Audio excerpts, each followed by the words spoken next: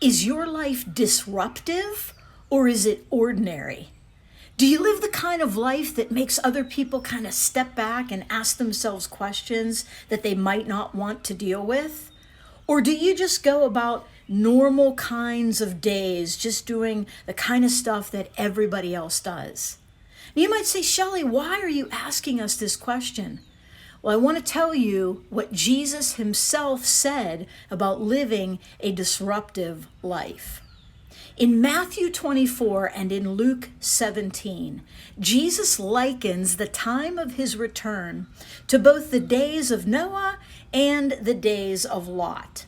And it's really important to understand what Jesus accused the people in that day of doing who were not spared. The people who faced the judgment of God and who were swept away in the flood in Noah's day were accused by Jesus not of heinous, wildly perverted sins, as we might call them, but rather he indicted them for their normalcy. Now, here's what I mean by that. Of course, we know that evil in Noah's day was completely out of control. And since everyone's heart was full of evil continually, that's one of the reasons that he brought the judgment in that day. However, when Jesus speaks of this in Matthew chapter 24, here's what he says about those times, beginning in verse 38. In those days before the flood, they were eating and drinking, marrying and giving in marriage, until the day Noah boarded the ark. They didn't even know the flood came. They didn't know until the flood came and swept them all away. This is the way the coming of the Son of Man will be. So what happens here is Jesus says the accusation against those people was that they were eating and drinking and marrying.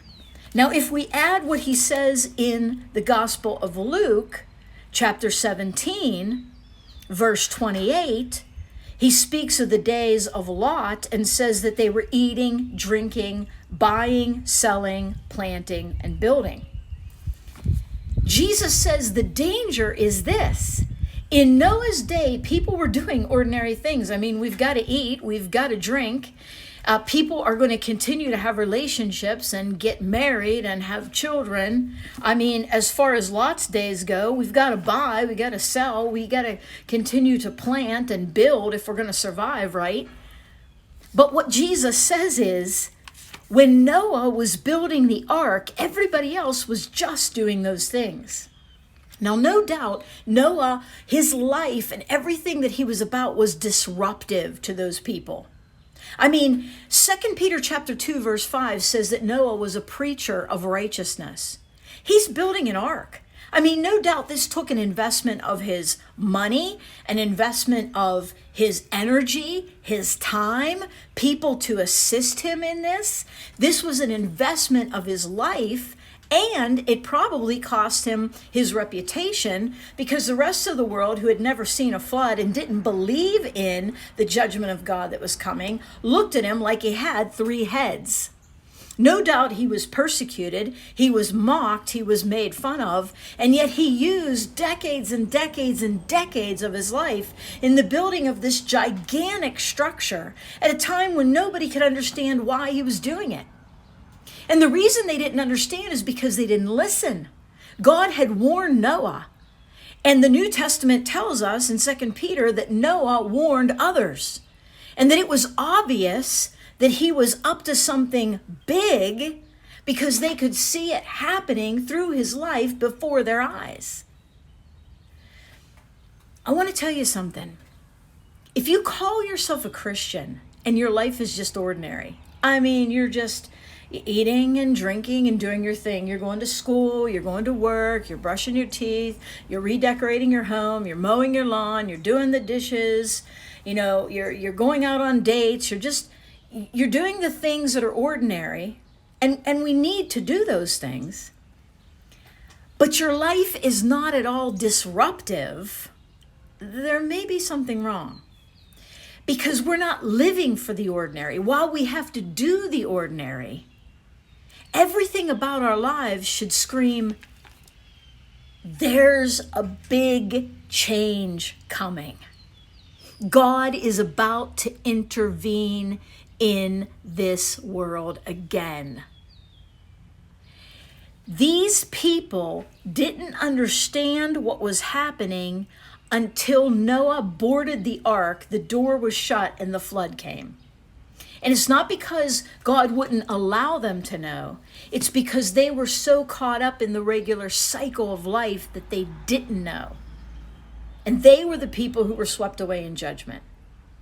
So let me ask you, even though you have to do the ordinary things, are you investing your time, your words, your money, your efforts? Are you investing yourself in a way that makes other people think, what is he or she about?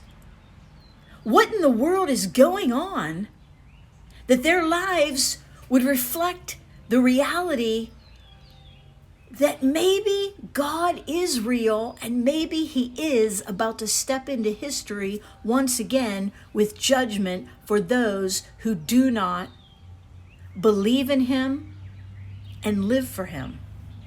Is your life disruptive or is it ordinary? Because the sin that Jesus indicted the people of Noah and Lot's day with was the sin of mundane living. Not looking to the bigger picture that was right in front of them. That God's word said, I'm about to bring judgment. How's your life? Is it ordinary? Or is it causing other people to step back and say, is there really something to this? Is Jesus really coming back?